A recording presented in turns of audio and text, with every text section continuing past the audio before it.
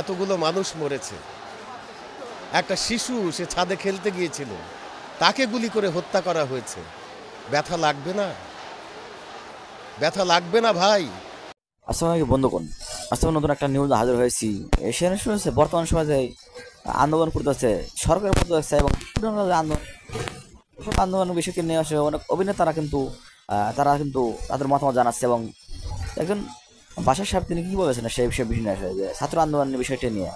তো বন্ধু আমার সেই ভিডিওটা দেখে আসলে এতগুলো মানুষ মরেছে। একটা শিশু সে ছাদে খেলতে গিয়েছিল, তাকে গুলি করে হত্যা করা হয়েছে। ব্যথা লাগবে না? ব্যথা লাগবে না ভাই? আমি তো সেই ব্যথা থেকে এসেছি। এই যে ছাত্ররা যে কথাগুলো বলে এসেছে, তারা কি অন্যায্য কথা বলেছে? তারা কি কোনো অন্যায় কথা বলেছে? বলে নাই তো। আমরা দেখলাম তাদের উপরে লেলিয়ে দেওয়া হলো। সরকারি দলের সাধারণ সম্পাদক বললেন আমার দলই যথেষ্ট। নামটা আমি নাই বললাম, সবাই জানেন।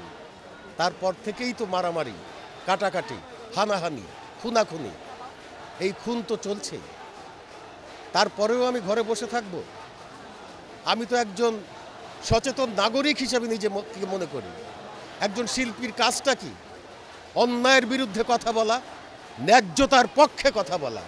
আমি ন্যায্যতার পক্ষে কথা বলতে এসেছি, অন্যায়ের বিপক্ষে কথা বলতে এসেছি।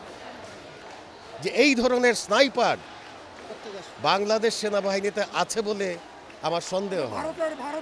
আমি জানি না কোন দেশে, আমি বলতে পারবো না কোন দেশের, কিন্তু এরা বাংলাদেশের বলে আমার মনে হয় না।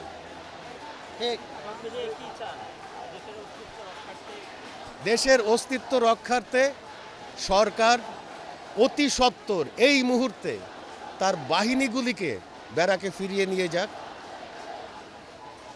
এই গুলি বর্ষণ বন্ধ করুক, এই হত্যার একটা আন্তর্জাতিক বিচারের ব্যবস্থা করুক এবং এই হত্যার জন্যে নিঃশর্ত ক্ষমা প্রার্থনা করুক। এবং ছাত্ররা যে কয়েকজন মন্ত্রীর পদত্যাগ চেয়েছে তাদের পদত্যাগটাও চাই। তো বন্ধুগণ আমরা সেই ভিডিওটি দেখলাম যেখানে বাসা সাহেব তিনি কিন্তু জানিয়েছে বিষয়টা বর্তমানে যে বর্তমান যে অবস্থা চলতেছে দেশের আসলে দেশের পরিস্থিতি একদম ভালো নেই।